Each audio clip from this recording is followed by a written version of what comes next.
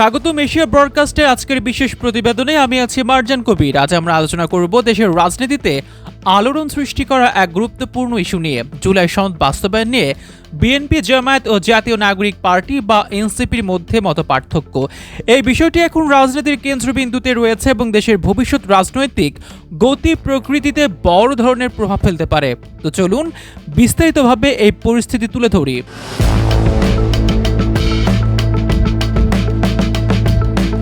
প্রথমে জেনে নেই জুলাই সনদ বলতে আমরা কি বুঝি। গত কয়েক মাস ধরে রাজনৈতিক দলগুলো এবং জাতীয় ঐক্যমত্য কমিশনের যৌথ প্রক্রিয়ায় একটি গাইডলাইন বা চুক্তি তৈরির চেষ্টা চলছে, যার মূল লক্ষ্য হল দেশের শাসন ব্যবস্থা ও নির্বাচনী সংস্কারের একটি ঐক্যমত্য গড়ে তোলা। এই সনদে রয়েছে রাজনৈতিক সংস্কারের একাধিক দিক, সংবিধান সংশোধন, নির্বাচন ব্যবস্থার উন্নয়ন, বিচার বিভাগীয় ও প্রশাসনিক সংস্কার, দুর্নীতি দমন সহ নানা প্রস্তাব। এই সনদ বাস্তবায়ন হলে আশা করা হয় দেশের রাজনৈতিক অস্থিরতা কমে আসবে এবং আগামী নির্বাচনগুলো হবে সুষ্ঠু ও স্বচ্ছ। তবে জুলাই সনদ বাস্তবায়ন নিয়ে দেশের প্রধান তিন রাজনৈতিক দল বিএনপি, জামায়াত ও এনসিপির মধ্যে এখন স্পষ্ট মতপার্থক্য দেখা দিয়েছে। এখানে মূলত তিনটি বিষয় নিয়ে তারা ভিন্নমত পোষণ করছে। এদিকে বিএনপি বলছে আগামী নির্বাচনের মাধ্যমে ক্ষমতায় আসা সরকার 2 বছরের মধ্যে সাংবিধানিক সংশোধনী বাদে বাকি সংস্কারগুলো বাস্তবায়ন করবে।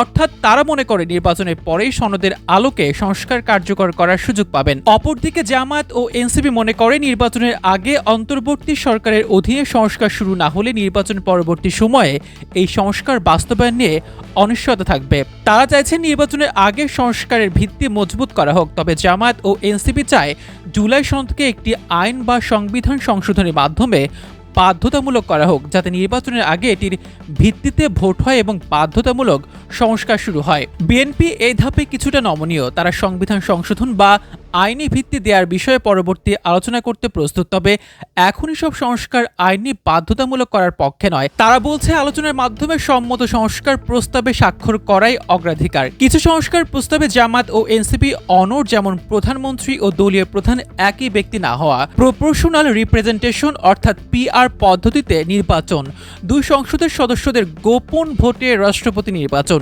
বিএনপি এসব নিয়ে আলোচনা করতে রাজি থাকলেও এখনই সব বিষয়ে একমত নয়, বিশেষ করে সাংবিধানিক সংশোধন প্রয়োজন এমন বিষয়ে। এদিকে রাজনৈতিক বিশ্লেষকরা বলছেন এই মতপার্থক্য 3 দলের ঐক্যের উপর নেতিবাচক প্রভাব ফেলতে পারে। বিএনপির রাজনৈতিক বাস্তবতার প্রেক্ষিতে কাজ করছে, যেখানে জামায়াত ও এনসিপি নির্বাচনের আগেই সংস্কারের ভিত্তি মজবুত করার উপর জোর দিচ্ছে।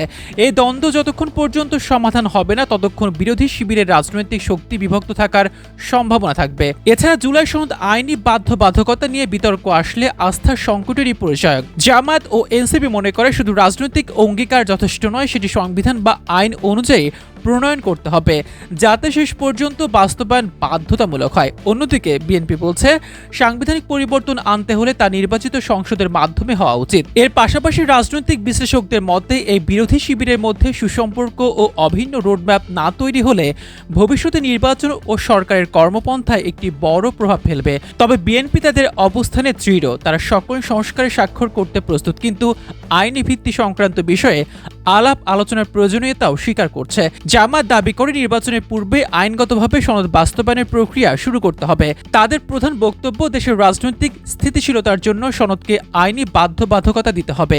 এনসিপির পক্ষ থেকে বলা হয় নির্বাচন প্রক্রিয়ায় সুষ্ঠু পরিবেশ নিশ্চিত করতে সাংবিধানিক ও আইনি ভিত্তি অত্যন্ত জরুরি। এই অবস্থানগুলো থেকে বোঝা যায় জাতীয় ঐক্যমত্য কমিশনের মেয়াদ প্রায় শেষের দিকে হলেও দলগুলো এই গুরুত্বপূর্ণ বিষয়ে পূর্ণ ঐক্যমত হয়নি।